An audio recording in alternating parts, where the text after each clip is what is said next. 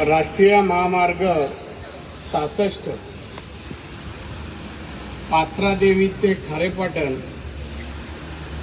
या जवळपास 110 किलोमीटर लांबीच्या त्या रस्त्याच्या मध्ये जो भाग आहे मध्यभागी त्या सगळ्याचं सुशोभीकरण करण्याचा जो प्रस्ताव आहे तो मंजूर झाला आणि त्याचा आज भूमिपूजन आपण सर्वजण करण्यासाठी जमलेलो आहोत।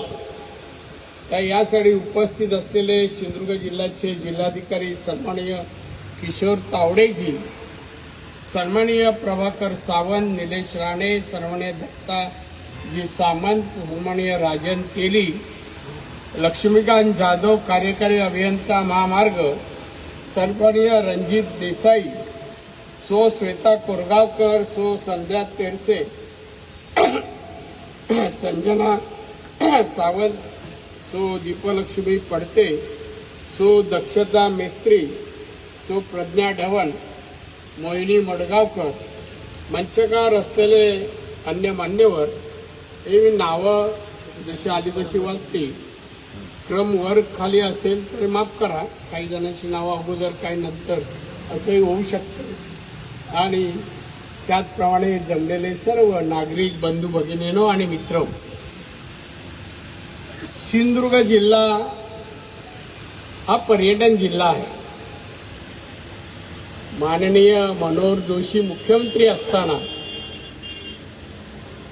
आणि माननीय गोपीनाथ मुंडे उपमुख्यमंत्री असताना आणि मी महसूल मंत्री असताना आपण हा जिल्हा पर्यटन जिल्हा घोषित केला, सावंतवाडीमध्ये घोषित केला। त्यानंतर या जिल्ह्याचा गतिमान रीतीने विकास व्हावा यासाठी अनेक प्रकल्प होऊ घातले। काही झाले, काही व्यत्यय आला, मध्ये सत्ता बदलल्या आणि त्यामुळे होऊ शकले। 2 प्रकल्पाचा उल्लेख तरी 2 नाही 3। एक सी वर्ड मालवणमध्ये काही होत नाही, तिथे समुद्राच्या वरच्या भागामध्ये लाल दगड आहे, गवत पण येत नाही त्याच्यावर। आणि आता ती जमीन आपल्या शेतकऱ्यांची पण राहिली नाही, उत्तर भारतातल्या बिहार यूपीतल्या लोकांनी विकत घेतली आहे। त्या ठिकाणी सी वर्ड मी त्यावेळेला सत्तेत असल्यामुळे ॲक्विशन करायला, जमीन संपादित करायला 100 कोटी कलेक्टरांकडे जमा केले। त्यावेळेला जागा हे करा आणि संपादित करा सुरू झाली आणि विरोध आम्हाला हे नको। अरे काय नको, तुम्ही पाहिलं का सी वर्ड कुठे? हा सी वर्ड झाला असतं तर जगातले पर्यटक इथे आले असते, सी वर्ड पाहिलं असतं, आजूबाजूला 5 स्टार झाले असते, आज राहिले असते। 5 स्टार मध्ये स्टीवर्ड, वेटर, वॉचमॅन, क्लार्क सगळ्या नोकऱ्या स्थानिक मुलांना मिळाल्या असत्या, हजारो नोकऱ्या उपलब्ध झाल्या असत्या। हे होऊ दिलं नाही। मालवणच्या माळावर, मालवण पुढे राहिलं, कुंभारवंड्याच्या अगोदर एक मोठा मुळा, त्याच्यावर मी डिस्नीलँड सुचवली होती 2000 एकरवर, डिस्नीलँड जी अमेरिकेत आहे। आणि ते काम मी या राज्याचे माजी मुख्य सचिव अरुण बोंगेनवार, आज हयात नाही आहेत ते, त्यांना इंचार्ज केलं। सिंधुदुर्ग जिल्हा प्रायव्हेट लिमिटेड कंपनी केली, राज्य सरकारची एक रक्कम तिथे त्या कंपनीला दिली आणि बोललो साहेब मला डिस्नीलँड आणा, आणि त्याने ते काम सुरू केलं। सरकार बदललं, नवीन सरकार आलं, ना डिस्नीलँड ठेवलं, ना सी वर्ड सुरू करायला जागा ॲक्विशन केली। आणि तिसरं म्हणजे सिंधुदुर्ग किल्ल्यावर जशी सिंगापूरला रोषणाई आहे, एक ठिकाणी रोषणाई पाहायला संध्याकाळी काळोख पडलं का फार असंख्य पर्यटक तिथे रांगेत बसलेले असतात, तसं मला किल्ल्याच्या ठिकाणी करायचं होतं। बोंगिनवारांची कन्या त्या क्षेत्रात काम करत होती म्हणून तिला इंचार्ज केलं तिथे। अजून काही काळ मुख्यमंत्री असतो तर हे सगळ्या गोष्टी पूर्ण झाल्या असतात। पण आपल्या हातात काही नसतं, नियतीच्या हातात असतं असं मी समजतो. पण या लोकांनी होऊ दिला नाहीत. बांधवानं ते झालं असतं तर जिल्ह्यातल्या लोकांची अर्थव्यवस्था दरडोई उत्पन्न पण 4 लक्षाच्या जवळ गेलं असतं, जे आता गोव्याचं 4.5 आहे. आपण 2.40ला एवढं करू. आता हा प्रकल्प कॅबिनेटला संपले का मी नितीन एकत्र बाहेर पडतो आणि मग छोट्या गाडीतून आम्ही गेटपर्यंत जातो. पंतप्रधानांच्या जे घर आहे त्याच्या आतमध्ये कॅबिनेट असते आणि बाहेर पडताना मी नितीनजी माझ्या जिल्हा पर्यटन आहे आणि रस्ता तर पूर्ण झाला चौपदरी, पण मधले 2 रस्त्याच्या मध्ये जो भाग आहे तो मला सुंदरीकरण करून पाहिजे, ब्युटिफिकेशन करून पाहिजे. साहेब अर्ज द्या. मी लगेच 1 तासात अर्ज पाठवला. अमोल नावाचा त्यांचा OSD आहे, तो माझ्याकडे आला. तुमचं ऍप्लिकेशन आहे, तुम्हाला काय करू? मग त्याला सांगितलं काय काय हवं. आमच्या जंगलात सिंह आहेत, हत्ती आहेत, वाघ आहेत, हरणं आहेत, ही सगळी बोलं मध्ये दिसायला पाहिजे. सिमेंटची खरी दादा उद्या लावल्यावर म्हणला दादाने आम्हाला खरी सांगितली ना, आता खोटी आहेत. आणि सुंदर गेट वगैरे असं सुशोभीकरण पाहिजे. नितीन म्हणला ठीक आहे मी देतो. एक दिवशी 4ला गेलो नितीनजीकडे, बोला झाले 3 दिवस झालेत, तो प्रस्ताव गेलाय. लगेच फोन केला, मंजुरी मी दिली. आणि परवाच्या दिवशी ज्या वेळेला कॅबिनेट होती त्या परत आम्ही बाहेर येताना नितीनजी बोललो तो प्रस्ताव आहे, मला आचारसंहिता कुठल्याही क्षणी सुरू होईल, मला परवानगी पाहिजे चालू करायचे काम चालू. मला बोले मायावर येता का? म्हणलं चला. घरी गेलो, त्या अमोलला बोलवला, एक फोन केला आणि मला म्हणाले नितीन गडकरी जाधव साहेब तुमचं नाव नाही घेतलं. मला म्हणाले राणे साहेब 2 तासानंतर तुम्ही केव्हाही काम चालू करू शकता. काल म्हणाले म्हणजे आज आपण ते करतो. ही गती, हे जे स्पीड आहे ना कामाचं, कुठेही दिसणार नाही. मी मुख्यमंत्री असताना ते माझे PWD मिनिस्टर होते. आता ते सार्वजनिक, मी पण कॅबिनेट मंत्री आहे, तेही दोघंही आम्ही मोदींच्या सरकार कॅबिनेट मंत्री आहे. पण आज त्यांचे मी आभार मानतो. नितीन गडकरी यांचे आभार मानतो.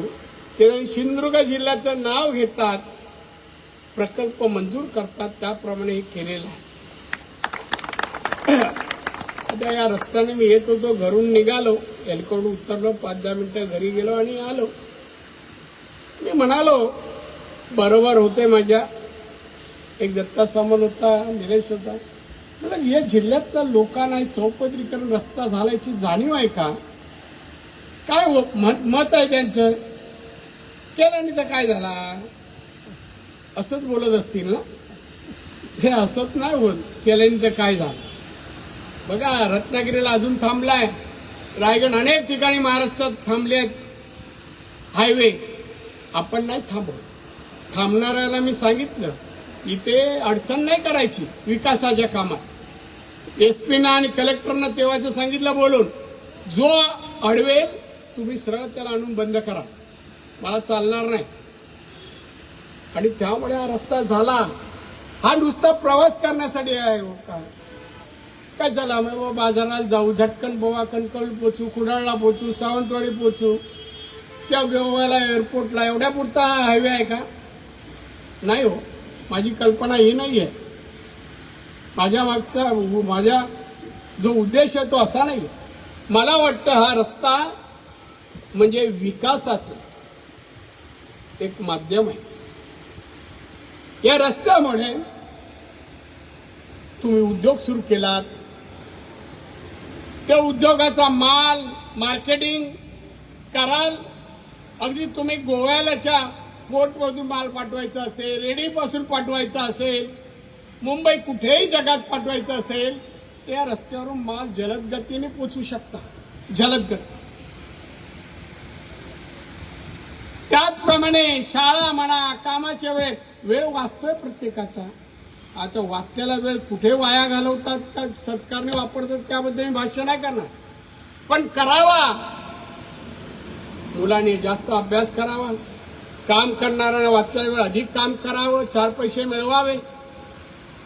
हा निसर्गरम्य जिल्हा आर्थिक समृद्ध व्हावा आणि आर्थिक समृद्ध या जिल्ह्यात, निसर्गरम्य जशा जिल्ह्यात हा आमचा रस्ता सुशोभीकरणाने प्रसन्न लोकांना प्रसन्नता यावी, असा सुंदर दिसावा.